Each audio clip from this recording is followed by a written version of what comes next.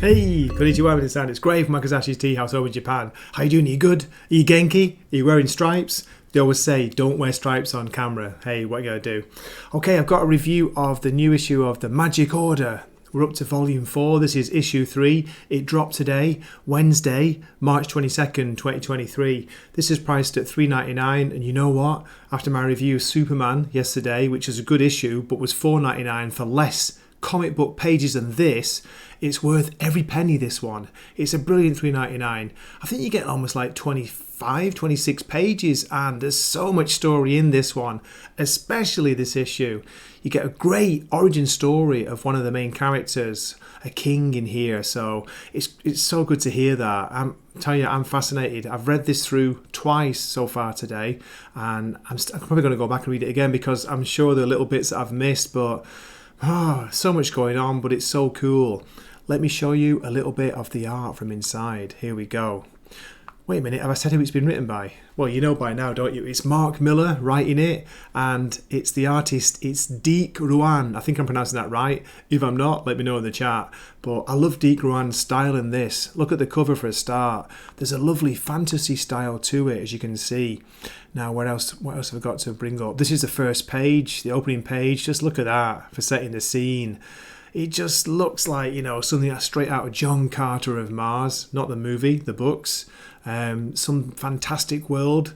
Basically, the two main characters in this have been pulled through a portal into a magical dimension, billions of realities away from Earth, and they're stuck there when they can't use magic. There's a wizard king who controls the place, the land, and they're going to find out his origin story and the connections they have to magic orders in the past and present. Tell you what, there's so much going on in this. It's amazing. It was a pleasure to read. I'm not saying there's too much text, but there's a lot in here and a lot of story, and it's so much more bang for your buck compared to a lot of DC and Marvel current comics. So yeah, as you can tell, I really enjoyed it. It's a huge recommend. If only for the art, check out King Ruan's style. I think you'll like it. And if you've got any interest in magical battles, you know, sorcerers, wizards, witches, betrayals, court intrigue, that kind of thing, this series needs to be read. Okay, without further ado, let me give, I'm going to say short story summary, but there's going to be some kind of story summary. And yeah, let me know what you think at the end, but beware, there will be some spoilers for the issue, but I don't spoil the ending. Here we go. Cordelia Moonstone and Francis King have been captured after disappearing through a portal into a strange and fantastic magical dimension. The land they are in is called Kolthor.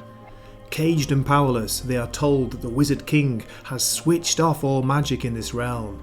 Yet their reputation seemingly precedes them, as the speaker knows their names. His rather wonderful name is Ubris Obrugast, and he reveals that he learnt the information via spies on Earth. Ubris goes on to narrate a brief history of their king, Edgar Seamus, who created this world in 1983. Edgar was born in Philadelphia in 1958 and grew up reading Robert E. Howard, Tolkien and Moorcock. His parents had some crazy notion that causing Edgar to suffer would lead him to become a great writer in the future. Mark Millar takes this to the extreme when he has Edgar's mum take her own life in front of him after seemingly murdering her husband, his father. After 6 years in the care system, Edgar got a job, met a nice girl, and they moved in together. He wrote in the evenings, planning to complete a 6-book series about a young apprentice magus. His girlfriend, Molly, wanted Edgar to follow his dream, so she took 2 jobs to support him. His first book got published, but it didn't sell. The reviews were pretty scathing. Edgar took to drinking, and Molly left him. One day, Edgar is in a bookstore buying some unsold copies of his novel when he hears a strange voice offering him a chance to live in the world he created. All he has to do is read an old handwritten book of spells and follow its guidelines. The spell that Edgar is casting is a strange one which would form a pact between a writer and one of their fictional characters. In Edgar's fictional world, he's named the king after him, so he seeks an audience with King Edgar. Poor King Edgar has no idea he's being tricked. He believes Edgar's request. Edgar asks if he wouldn't mind trading places and rid the kingdom.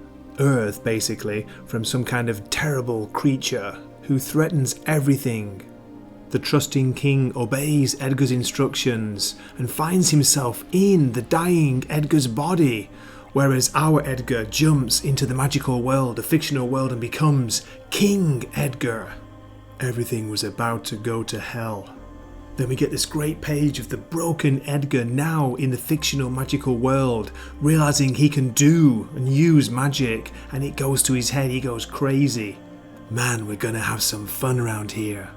He laid waste to the fictional world he created, but after that, he was seeking more new challenges, more fun.